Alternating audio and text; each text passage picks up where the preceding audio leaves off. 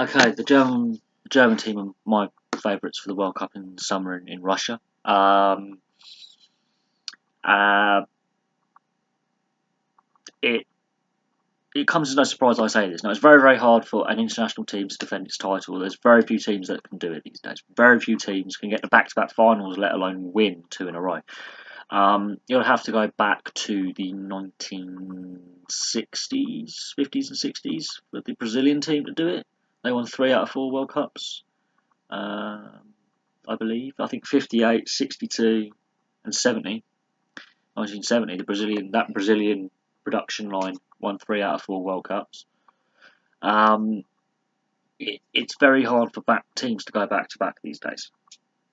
Now, Germany are aiming to be the first team to win 2 World Cups in a row since Brazil. South American teams generally struggle in Europe.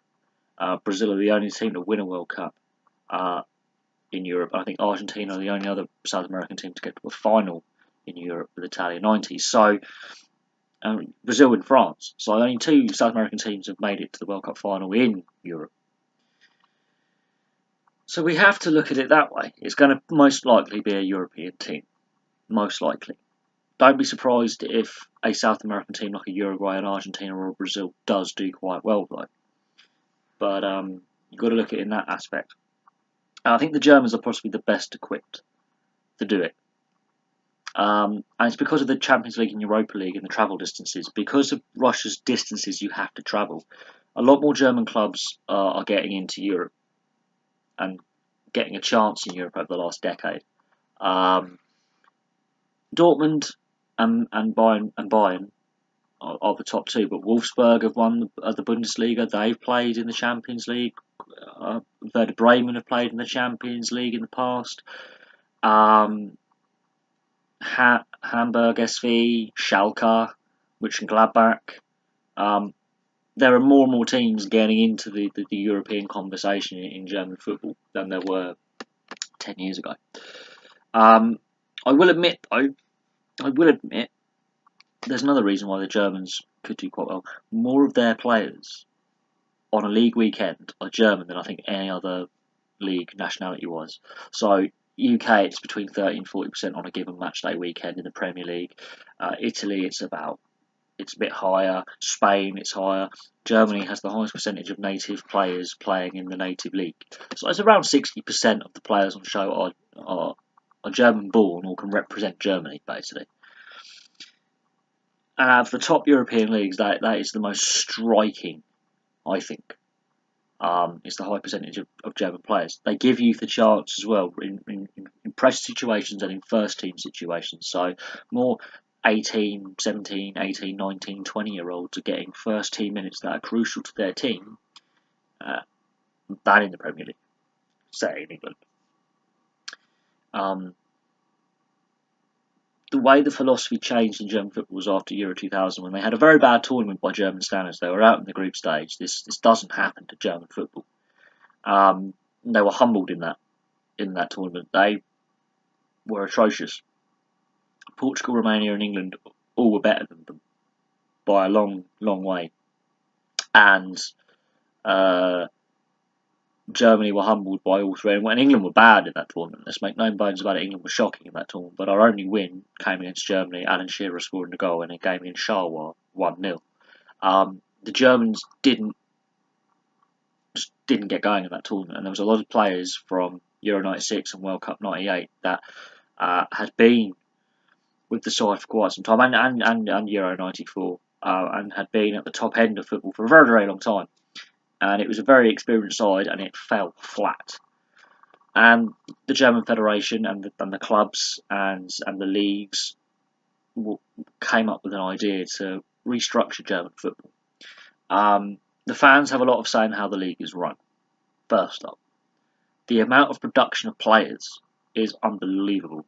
Young players are coming out all over the place at a quality level. It's not just if they can play at the highest level off the bat. The academy system is working very, very well. Their clubs are very competitive in Europe. Whether they go far or not, a lot of teams are getting a chance in Europe. The league between third and the mid-table is actually surprisingly competitive at the moment. So a lot of teams are in the mix for European qualification season on season. Okay, we've met Dortmund and Bayern are the two most consistent teams in the Bundesliga. That won't always last, I can assure you this. It will not always last.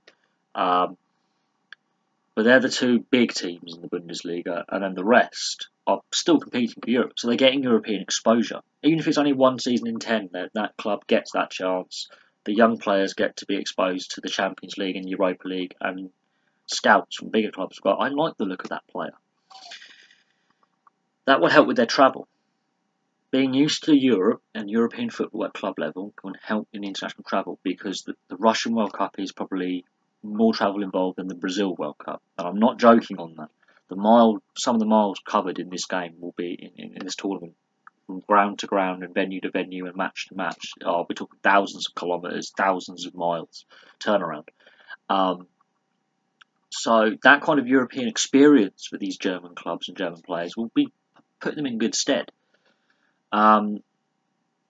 So there is that plus side. Plus, the German summers in June and July are very, very similar to the Russian continent, Eastern Europe, European Russian summers. It's a continental summer. Now, I've lived out on the continent. I can tell you right now, it gets very hot and very, very humid. And thunderstorms happen. Now, I remember in 2006, the World Cup, a lot of thunderstorms.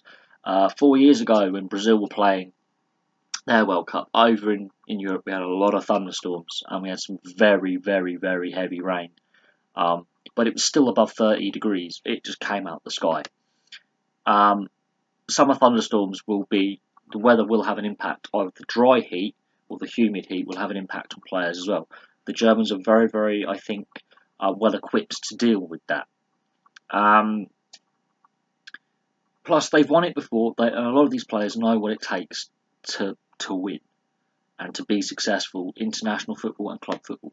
You just got to look at the amount of trophies and winners' medals, or even runners-up medals as well, just to get to a final. You got to look at the amount of these players that have been in knockout football, that have won. It is a very, very, very talented squad they have.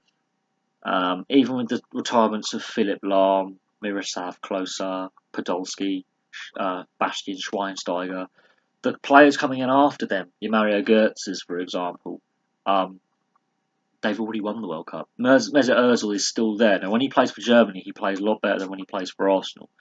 Mesut Ozil, obviously German football is confident football, so when he's feeling confident, he can let his game flow. There are some very, very good players in the German setup. But I'm going to leave that there, so thank you very much for watching. Please like, subscribe, place your comments below, and I'll have some more videos for you soon.